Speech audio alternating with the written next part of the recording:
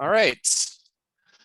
So welcome everybody to the Winter LakeKeepers 2022-2023 information session. Just a couple of housekeeping items maybe before we get started.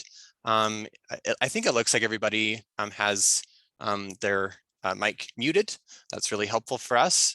But as this is an information session, I want to be able to answer questions as we go. So if at any point you have a question about something that I've been presenting, please don't hesitate to interrupt and just ask in the moment.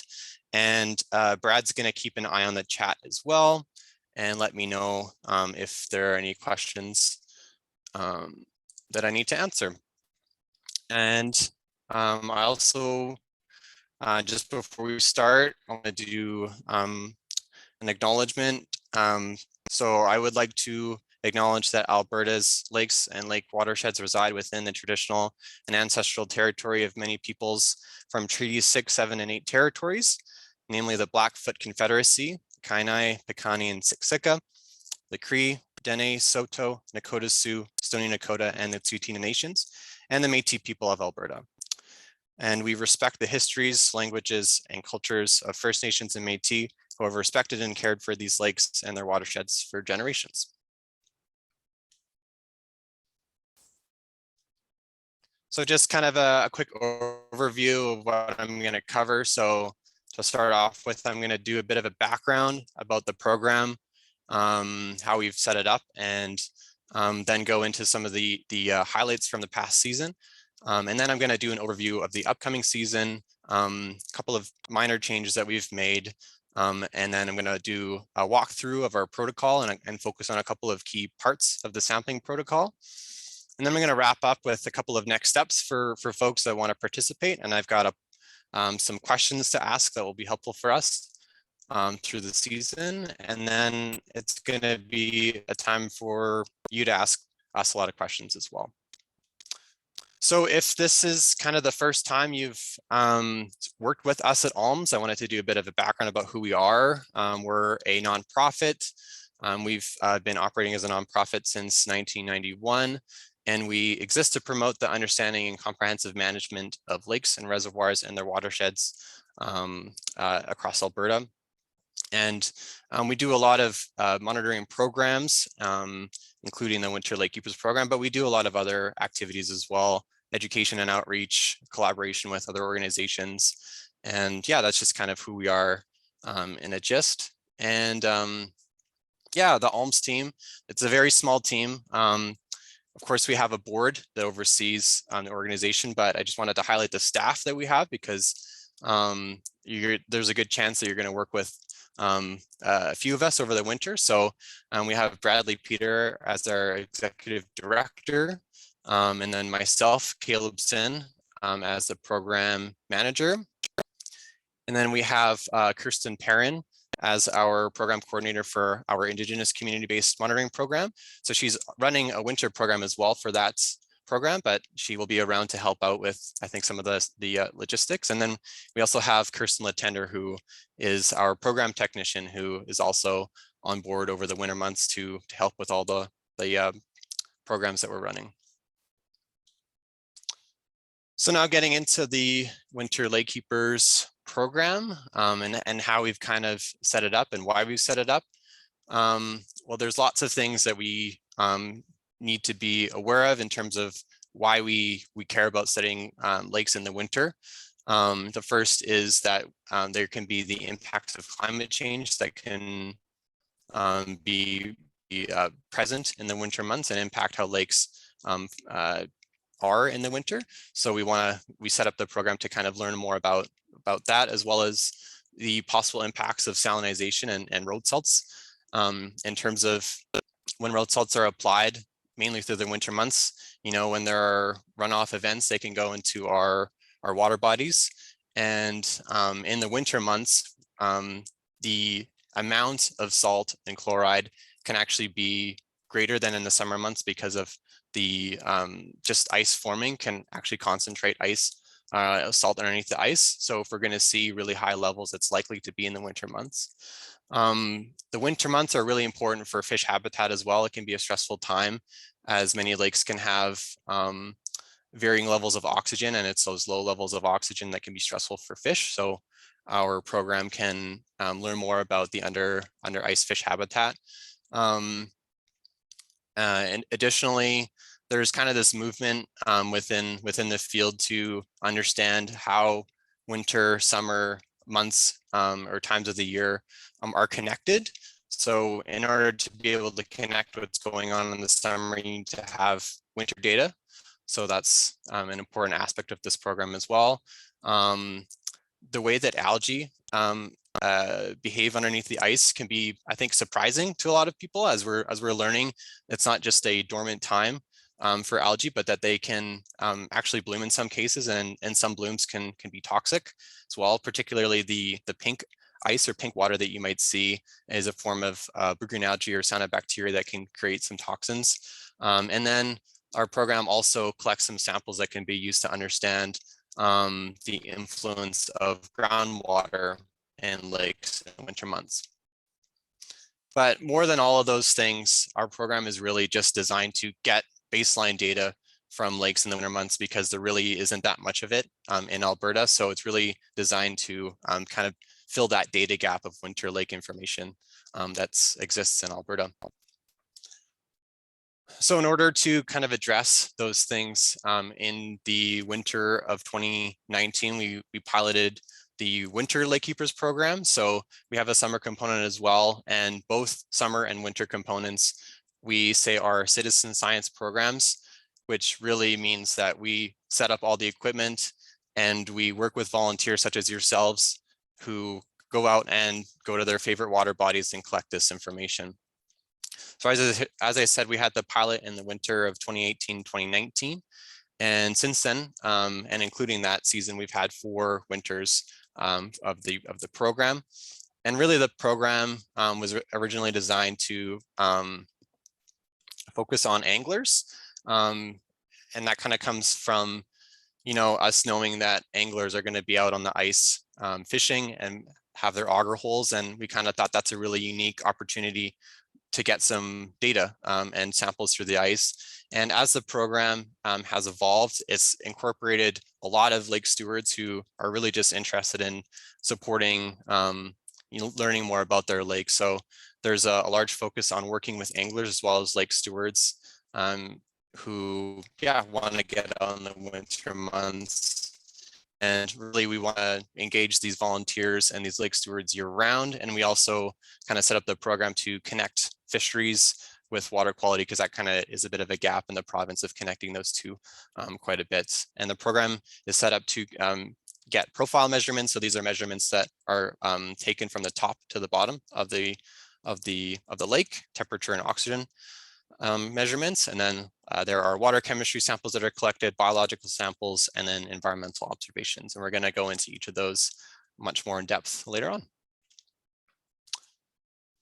The way that we've designed the program is that we have these materials that we put together for our volunteers. So we have a sampling instruction manual that we update every year. So if you volunteered in the past, last year, or maybe a couple of years ago, I would encourage you to look at the most up-to-date manual, because I am always making updates to it and little changes. So if you haven't already, I would recommend looking at the updated manual that we have on our website. We have safety materials that we developed to help our volunteers, know how to be safe on the ice. And then we require any participants to take a quiz before participating in the program as well, and the quiz also includes an informed consent to participate in the program. The sampling kit includes a probe to take those temperature and oxygen measurements, bottle set, gloves to collect the samples through the auger hole, field sheet, tape and weight to get bottom depth, and a couple of other components as well. Hey, Caleb, do you mind double checking the participants, making sure there's no one in the waiting room? I just got an email that someone might have been in the waiting room. I don't have anybody in the waiting room. Okay. Earlier on, Zoom actually told me somebody's in the waiting room and I was able to admit them, but that hasn't happened in the last little while. So okay, thanks for checking. Yeah. The way that we've designed the program is that volunteers get to choose the lakes that they want to sample and the site that they want to sample it from. There is no sample frequency requirements. You can sample as little as you would like, even as little as once at a lake, or up to kind of once monthly. And then we've also developed this multi-protocol design to meet the unique logistical I guess limitations in terms of being able to collect these samples from across the province and meeting laboratory hold times. And I'm going to get into the design quite a bit later. The funding for this program comes from TD Friends of the Environment, Cabela's Bass Pro Shops Outdoor Fund, as well as Alberta Eco Trust. And all of the information from the program can be found in reports that we produce every year for each season. And the report from last winter just released on our website a couple of weeks ago. So I encourage you to go check it out. We have a Winter LakeKeepers page. And the data is also available on the Gordon Foundation's data stream website, which is a portal which allows organizations to upload their water quality information, and then the public can view it and download it. And that's where we store all the information for the program.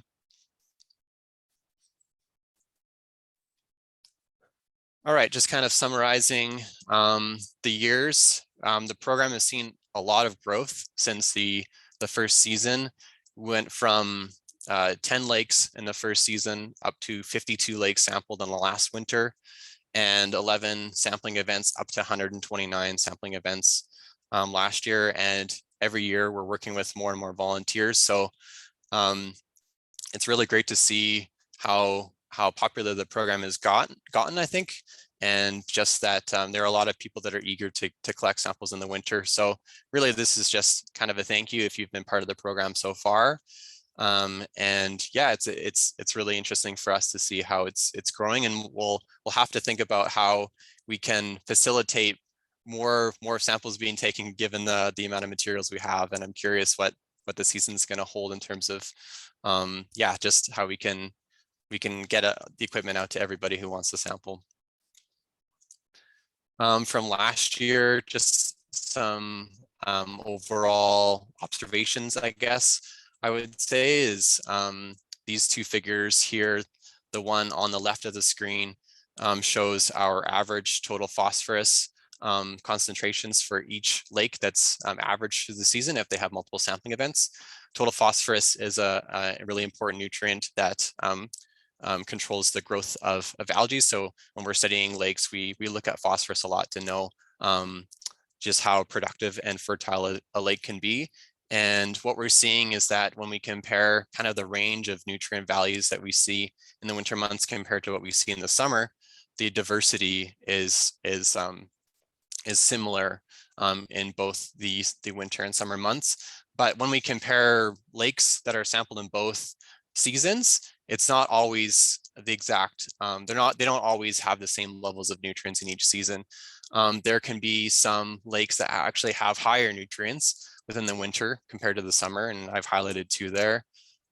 Many lakes have comparable nutrient levels across the seasons, and there are some that have quite a bit lower nutrient levels in the winter as well.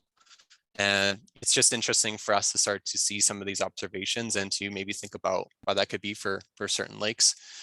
And something else that's really unique that we can actually start to compare now from the data that we have last winter is chlorophyll. And these two figures show the average chlorophyll values, concentrations for each lake averaged if they're sampled in the winter, as well as lakes that were sampled through one of our summer programs. And we look at chlorophyll to indicate the amount of algae growth in our lakes. And what we're seeing from last winter, which is the first year that we actually had this chlorophyll data, is that we're seeing that algae growth can be as diverse in the winter months as we have in the summer.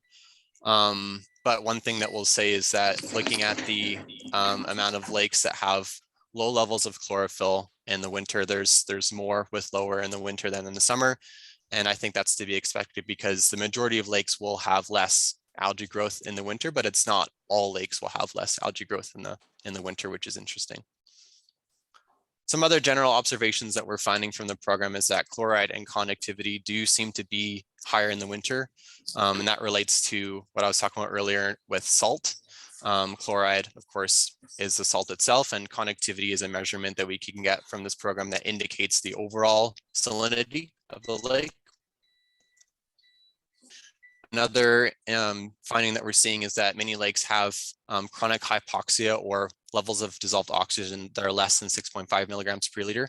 And that has indications for fish habitat as well. So yeah, we're finding that a lot of lakes are having low levels of oxygen in the winter months, but many fish can still kind of survive and be fine at these levels.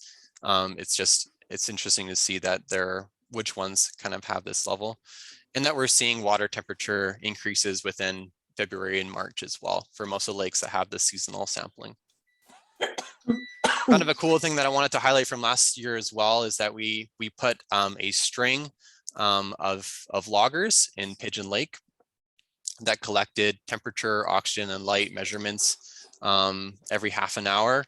And this unique project is made possible through the Winter LakeKeepers program because we're working with a volunteer who samples out at Pigeon Lake, the Grandview location there, Don Davidson, and we worked together with him to put it out in December of 2021, and he kept an eye on it over the winter, took measurements right beside this sensor string, and then we worked together to take it out in March.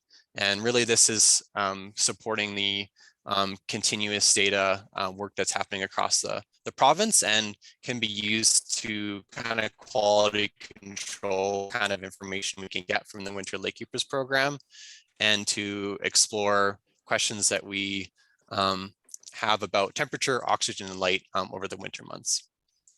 And this is what that information looks like. And I'm just going to go over it fairly quickly. We have the temperature in the top left, oxygen in the top right, and then light on the bottom left. And really what it's showing us is that our Pigeon Lake, like many other lakes, I'm sure in the winter months, are very dynamic. But overall, the lake warmed through the winter months. The lake had quite a bit of oxygen in the beginning, and then towards the end of the winter and in early spring, there was quite dynamic levels of oxygen that kind of varied on a daily basis, which is very interesting to see. And that there is quite a bit of light penetration through the ice that can reach to near the bottom of the lake as well from the 8.5 meter logger. So, all right, now looking forward to the 2022-2023 program.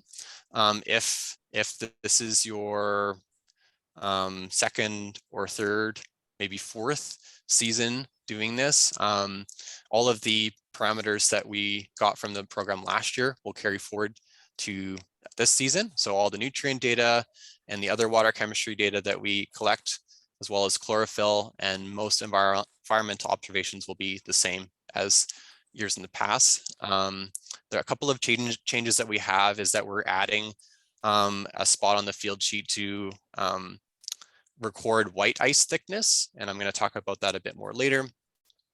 We added a couple of more categories for snow coverage because we found that the categories we had don't really represent what people are seeing on the lakes. And then we added a spot for if there's a strange odor on the lake, and a spot where people who are sampling can describe the water clarity in their own words.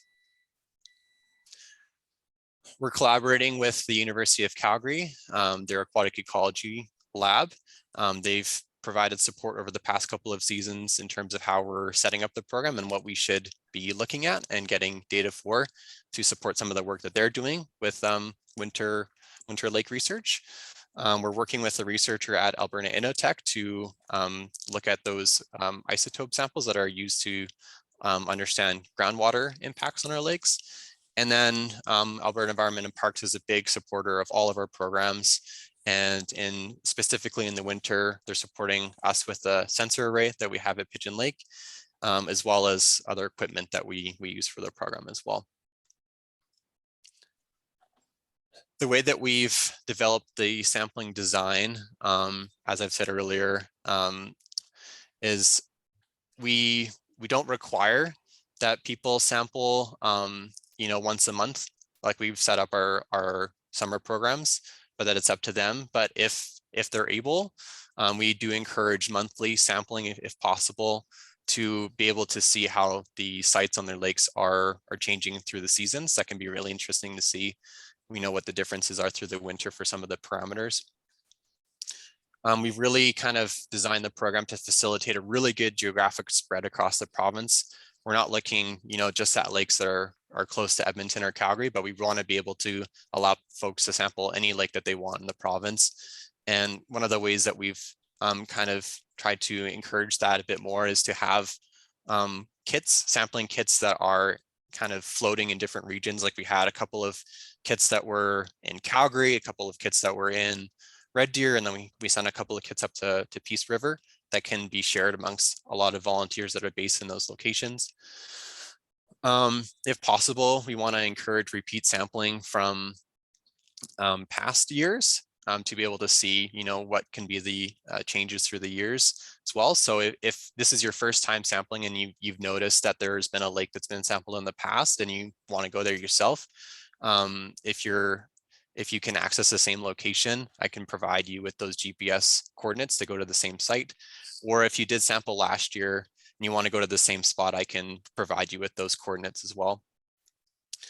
Some lakes we are encouraging multiple sites, if possible, just to see, for some lakes, if we're seeing differences across different sites. We have a phytoplankton sample for our enhance protocol. That's a preserved algae sample.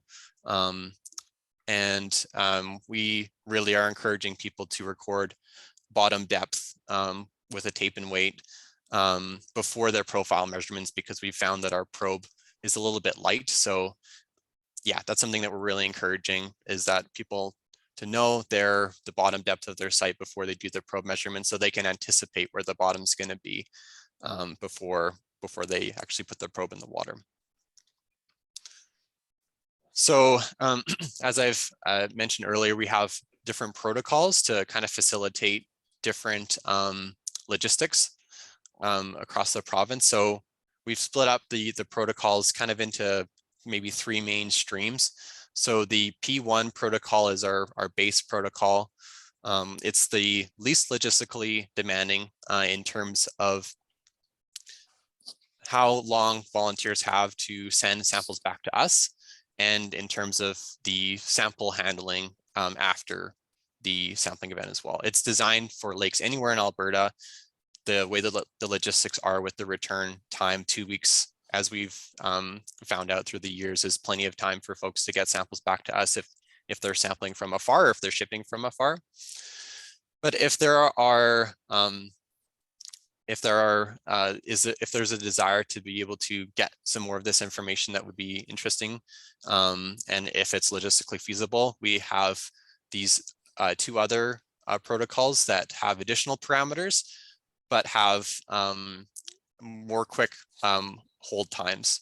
So our P2 protocol is really designed for lakes that are close to Edmonton, or close to Edmonton, because we need to be able to filter a chlorophyll sample within 24 hours. So folks that are following this protocol are sampling lakes that are close to Edmonton, and then within 24 hours, if they drive the samples to our office, then we filter and then make sure we get the samples to the lab within time.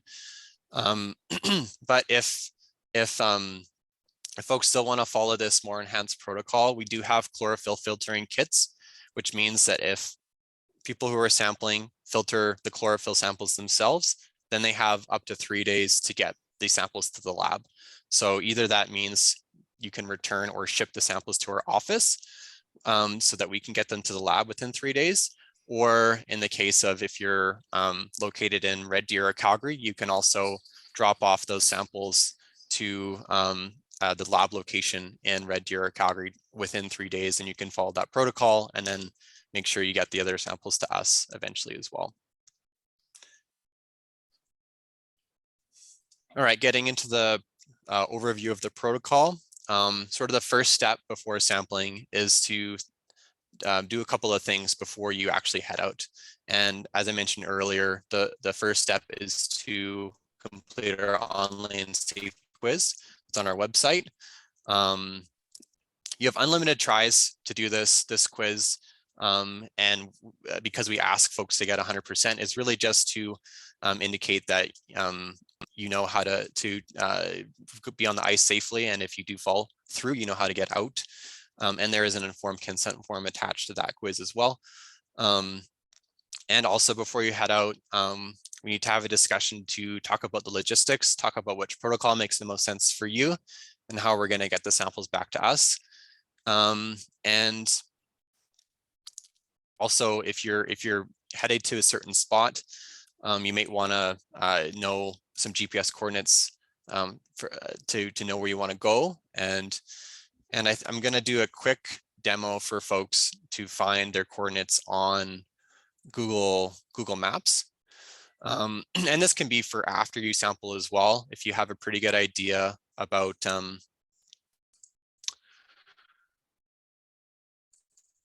of where you've sampled. I hope you can see the map. I think I'm still sharing the screen. Can you just confirm, Brad, that you're looking at Lac St. Anne right now?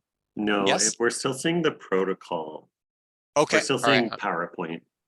Okay, stop share.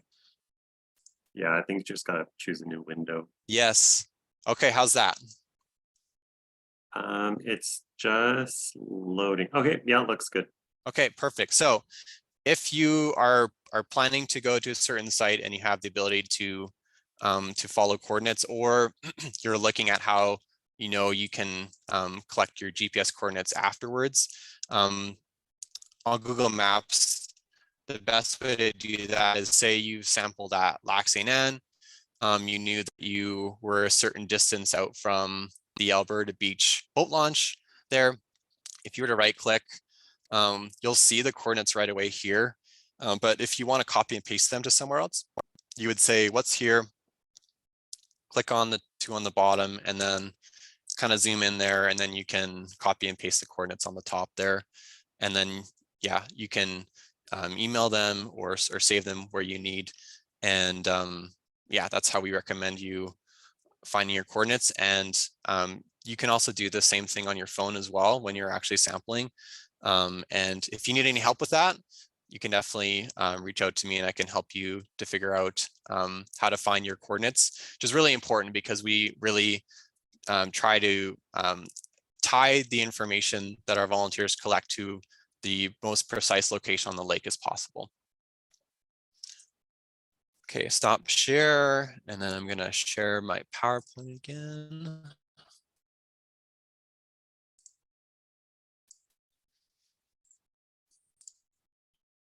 All right, we're back on the protocol screen. Yeah, yeah, looks good. Okay, good. All right.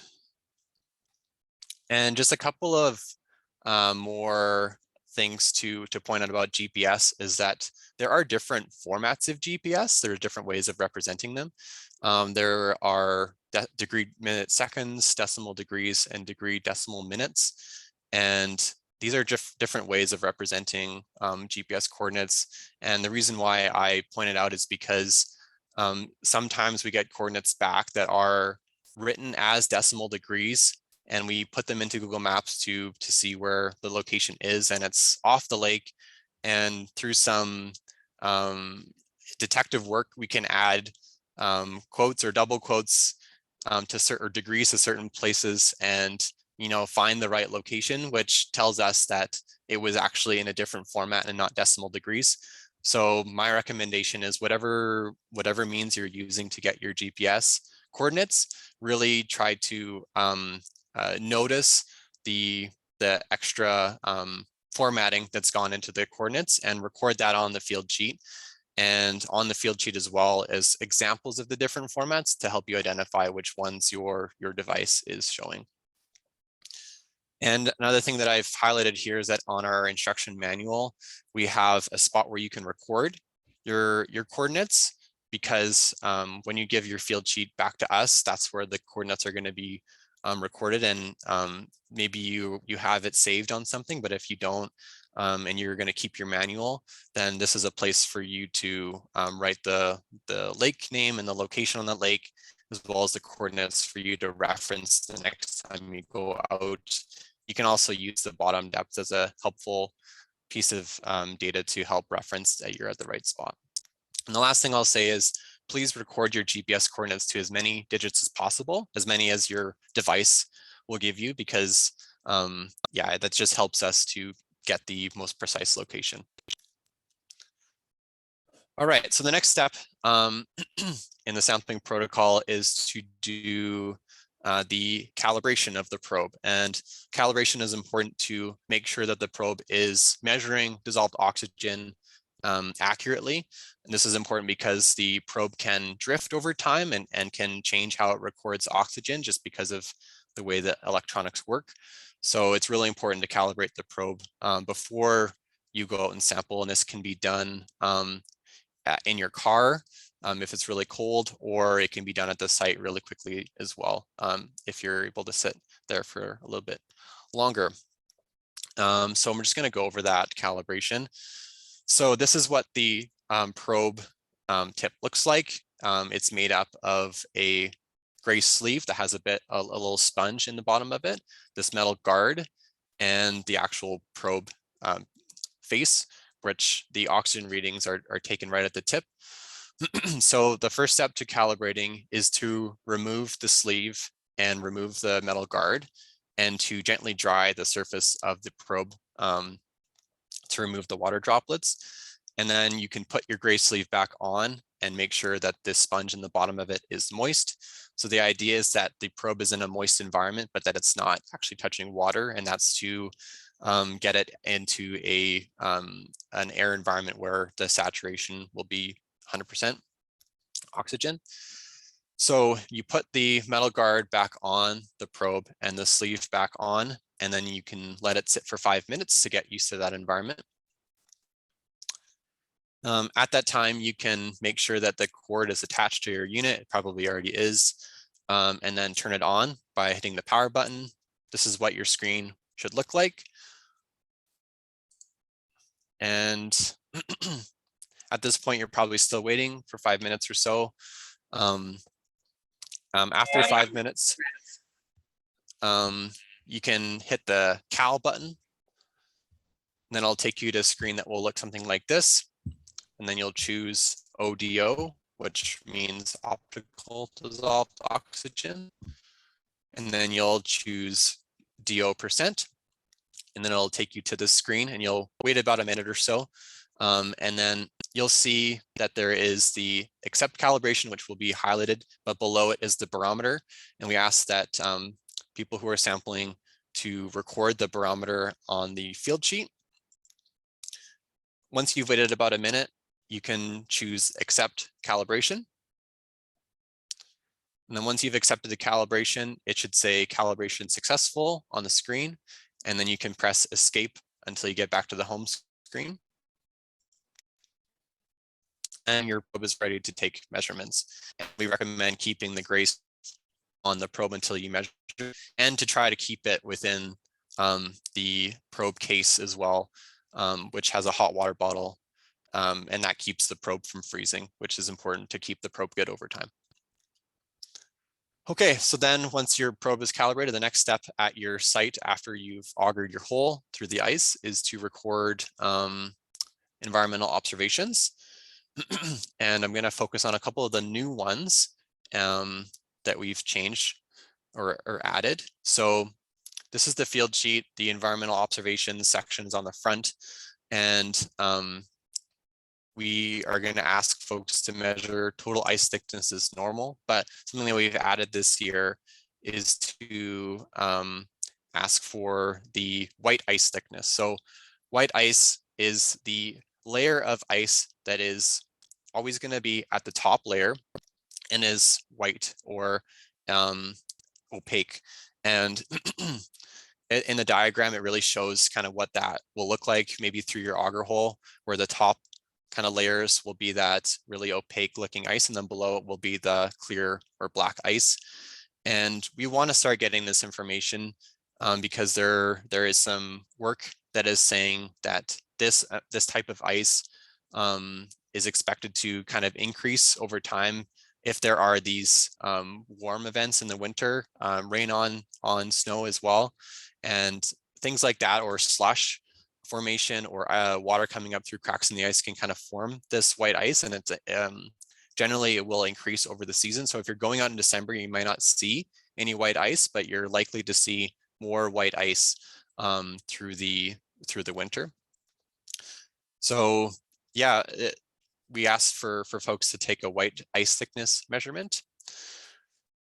We've kind of built out the categories for snow coverage to capture different types of snow coverage on lakes. You can check multiple if multiple apply. So in this picture, it's a good example of complete snow coverage. This picture really shows what it would look like if you were to select partial snow coverage and snow drifts that are on the ice. Or if you're seeing some slush or standing water, you can select partial snow cover and slush present. Or in some cases, there can be slush underneath the snow. In the case of this sampling, where you might select complete snow coverage and slush present, or you might say in the other category that there was slush underneath the snow. Yeah, and hope that this will help capture some of the more diverse conditions that we see on the ice, because what we had before, which was complete, partial, and none, didn't really capture kind of the different kinds of snow coverage conditions that we had or that we saw. We've always had snow thickness, but in some cases there can be slush underneath as well that isn't part of the ice layer. So if you're sampling and the conditions are like this, where it's a bit of snow and then slush, you can measure that whole slush and snow thickness and indicate that in that category as well. We've asked folks to capture if there was any odor, and if you say yes, please describe what it is. It's unlikely, but just in case you do have an odor, we want to be able to capture that somewhere. And also water clarity. Apart from just the water color, which is a category that's on the environmental observations, you can describe other aspects of water clarity as well. Perhaps the water looked cloudy to you, or you saw particles, or it was clear, or you saw algae, which is the case of this picture where there is some colonies of algae within the ice auger hole. All right, so after you've recorded all your environmental observations, the next step is to record the bottom depth with the tape and weight, and you can record the bottom depth on the back of the field sheet. And then you can take your profile measurements of temperature and dissolved oxygen. We have the probes pre-marked to different depths. 0.1, 0.5, and then 1 meter increments, and then every 5 and every 10 meters have different colors of tape to help you know how deep you've gone. And one thing I'll say just about the measurements is to let the probe stabilize at each depth, because it can take a little while for the oxygen to stabilize. So leave enough time for the oxygen levels to be relatively stable. All right, once you've collected your measurements from the top of the lake to the bottom, the next step is to start to fill up bottles. So whether you're following the P1 or P2 protocol, you'll be filling up a bottle that we call G2 preserved. And we have long gloves for you to use to put your hand into the auger hole to fill up the bottles. We also have some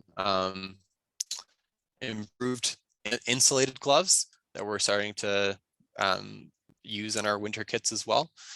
And yeah, we also recommend using these gloves as well in terms of the preservative that you need to use for G2 preserved is sulfuric acid. So it's a strong acid. So wearing the gloves just to ensure if there is any unintentional spillage that you're not getting any acid on your skin. And this sample is used to get information for nutrients such as phosphorus and nitrogen. And with all of our bottles, you need to rinse them for 3 times before filling them up completely. So fill up the G2 preserved, and then everybody will be filling up the isotope bottle as well, which is a really small bottle that doesn't need any preservative. So whether you're following P1 or P2, you'll fill up G2 preserved and isotopes. And if you are following the P1 protocol, this is the last step. Once you've filled up these 2 bottles, you've taken your measurements, you've recorded environmental observations, you're done. But if you are continuing with the P2 protocol, there are a couple of other bottles. Our G2F is used for total dissolved phosphorus, total dissolved organic carbon. We've got our routine bottle, which is used for conductivity, pH, chloride, nitrite, as well as ammonia. And then we also have a phytoplankton or preserved algae sample that's collected, which is that glass amber bottle. And this is a sample that is used for looking at the kinds of algae that are growing underneath the ice. And this is preserved with a solution called Lugol's, which is an iodine and acetic acid solution. Again, wear gloves when you're working with the solution, as it can really stain. And then you will fill up your chlorophyll bottle as well. And new for this year, for people who have sampled in the past, is there's only 1 chlorophyll bottle that is part of the kit now, not 2. Now, if you're following the P2 plus chlorophyll A filtering set, I'm not going to go through the filtering steps in this information session. If this is your first time doing it, I recommend looking through the manual to look through the steps of how to filter. And talking to me as well if you have any questions about the filter protocol. All right, so now once you've sampled, depending on what protocol you followed, you kind of have to think about different steps to do. Everybody will keep a set of bottles just in the fridge before they ship. So if you're doing the P1 protocol, both those bottles can just be kept in the fridge before you ship to us, and that has to be within 2 weeks. If you are following just the P2 protocol, you'll just keep everything in the fridge as well, and then return to us within 24 hours. So either that can be later the same day, or if you sample in the late morning or afternoon, you can return to the samples to us the next following morning. And that will give us enough time still to filter chlorophyll within the 24 hours. If you're following the P2 plus chlorophyll A filtering, then you will freeze your chlorophyll filters until shipping back to us. Otherwise, everything else will just stay in the fridge which is consistent with the protocols. And if you're shipping for any of these sampling, you have later we'll share or working their you give them the Purelator number for ALMS, and then that'll make sure that ALMS pays for the shipping. And we also provide coolers and ice packs that you can use to ship back to us as well. At the towards the manual, there is a list that shows everything that's everything, and additional things that will be in each of the kits if you're following the P2 or chlorophyll protocols. Another thing that's new, if you've done the filtering protocol in the past, is that there's no more 5-liter composite jug. So you just measure from that 1 chlorophyll bottle, which means that you have less water to sample or to filter, a maximum of 300 mils. But we're finding from the chlorophyll data that we're getting that will still be enough to get a detection at the lab. This is what the field sheet looks like. So we've gone over some of the environmental observations that are on the front. Some of the ones I didn't highlight in particular, but that are important, is the air temperature, as well as the coordinates as well at the bottom. That's the spot where you can record your lat and long of the location that you sampled, along with the format. At the top, we have the lake name and location. I just want to highlight that you can decide what location to say yourself based off of where you are in your lake. You know, maybe where is a nearby park or a summer village, or just a direction of the lake to. You could say it's north, northwest, or something like that. It's really up to you what location you want to use. If you've sampled in the past, or a site's been sampled in the past, we will assign a site name for that location. And also, please say how many hours you spent sampling as well, and that includes calibrating, all the driving you've done, sampling itself, and then filtering as well, so we can understand how much effort is being put into the program. On the back side is where you can record the temperature and dissolved oxygen measurements that you will take with the probe. And the bottom depth right below that big table.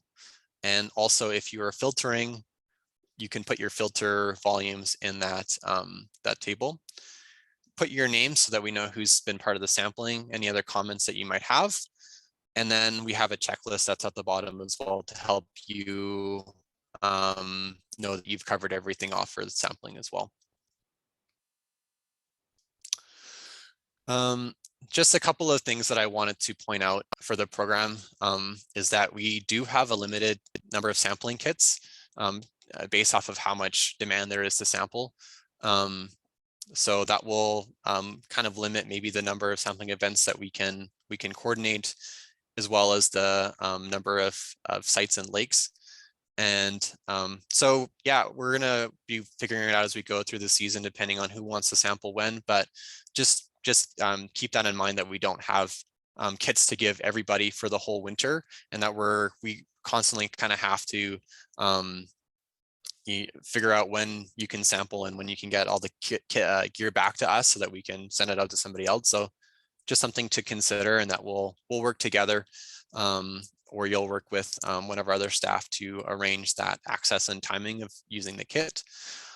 Please consider what protocol kind of makes sense for you, depending on how far away you are from Edmonton or Calgary, and being able to bring back the samples within hold time or being able to ship, and what you're comfortable doing as well. Maybe if this is the first time that you've sampled, and the filtering, it seems like it could be a bit like a lot of work.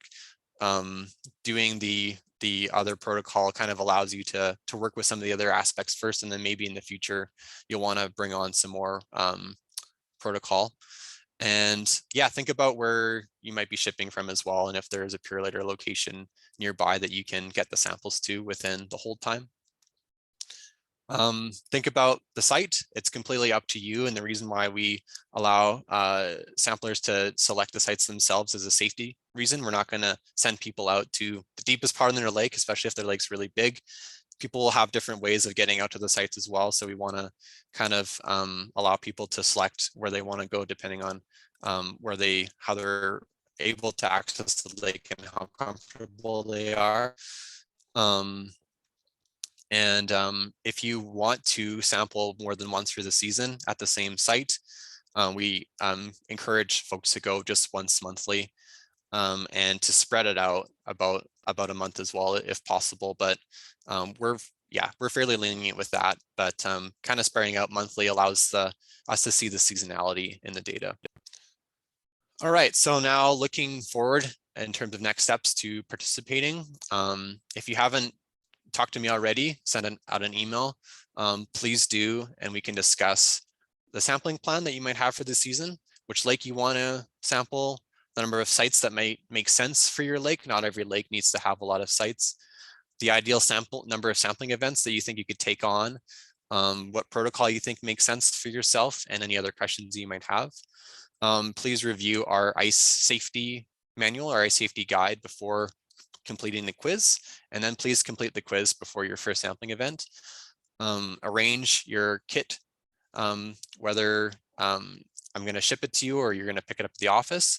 We'll make a plan for that, and we'll also plan for the logistics of being able to return the samples and kit. And then, yeah, get out there and go sample.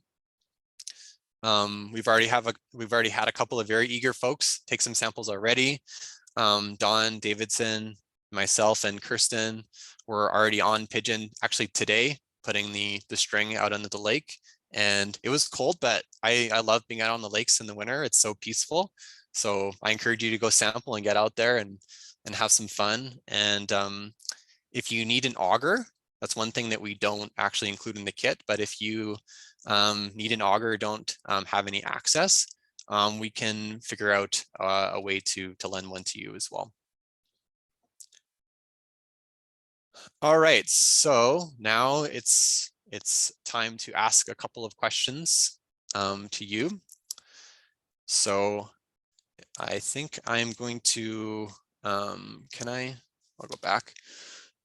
I'm going to set up the poll, launch it. The first question is, we want to know how you measure ice thickness. So I'm just launching this. And is it showing the first question? Yeah, it's showing both the first question and which protocol will you follow. Okay. We can answer, actually, we can answer, it's showing all of your questions. Interesting. It didn't give me it didn't allow me to just pick one. I didn't see that. But, okay, well, if you want to just like read through them, I suppose we could answer them all. Yeah, okay, so you're seeing all the questions. The first one is, we want to know how you're measuring ice thickness, something that's not laid out in the manual, but people have been doing it for 4 winters, so we're curious how you're measuring ice thickness. We want to know kind of what protocol you think you're going to be able to follow for the winter to help us plan some of our logistics. Want to know how often you think you're going to be able to sample, and if you have an auger or not. So I'm going to leave that up there for a couple of minutes. In the meantime, the next slide is just to ask, to open up the floor to any questions. So if you have a burning question right now, I can answer that as we're waiting for folks to fill out the poll.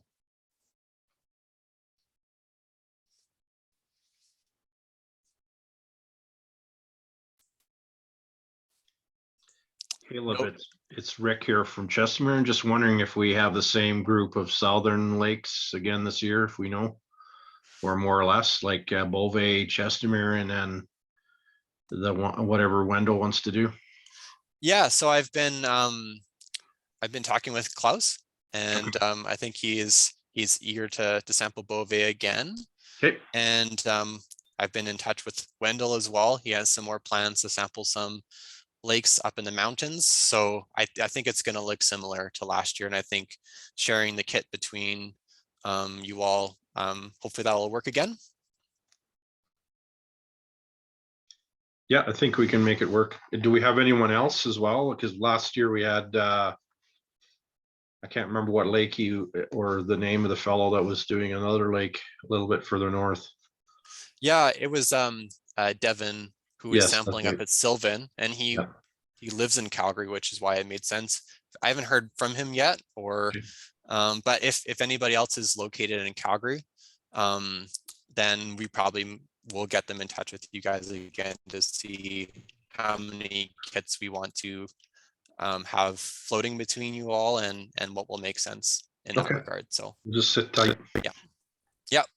Yeah, we'll see who reaches out and where they're located, and how we want to sort out that the kit sharing in the south. So you're good to sample Chestermere again? Yes, I am. Okay, sweet. Yep. Sounds good. Hi, Caleb. Carl Nord. We're a first-time participant here. We're intending to go up near Garner Lake, Floating Stone, that type of area. We've got actually several friends with several lakes around there. So, but I also noticed there was a lot of concentration around there, it seemed, from last year. So I would imagine sharing of kits and all that. Are you getting a lot of exposure from that area, do you know? Or yeah, so the concentration in that area was because we there is a fish habitat study that's being carried out by a consultant in that area, and they said that they could take a bunch of samples from their lakes, and most of them were in that area. So there aren't too many other volunteers that are reaching out from that region yet, but if there are, and if you're located kind of like in that Bonnyville, St. Paul area, then it may make sense to share a kit amongst a few of you. But yeah, just to say that amount of lakes that were sampled last year, there was kind of a a unique situation in terms of just working with that that group that was doing the research out there. But I'll keep that in mind. Thanks for reaching out. Welcome to the program. And we don't have any data from Garner or Floating Stone, I think, in the winter. So it'll be great to get some data from those two lakes or wherever else you want to sample. Yeah, we've got friends actually with several lakes in that area. So we're kind of thinking of knocking off, and we get up there quite often. So once a month is not a problem. So yeah, we're really interested in the program. Thanks for inviting us or getting the invite. And I'll be in contact with you later tonight via email for details. Perfect. That's awesome. Thanks so much, Carl. Looking forward to working with you. Okay, thank you. Okay. I think everybody who wanted to answer the polls has answered. No one says that they were guessing the ice thickness. I thought I would catch somebody who would just look down on the hole and guess what the ice thickness was, but I guess not. I'm going to end the poll. And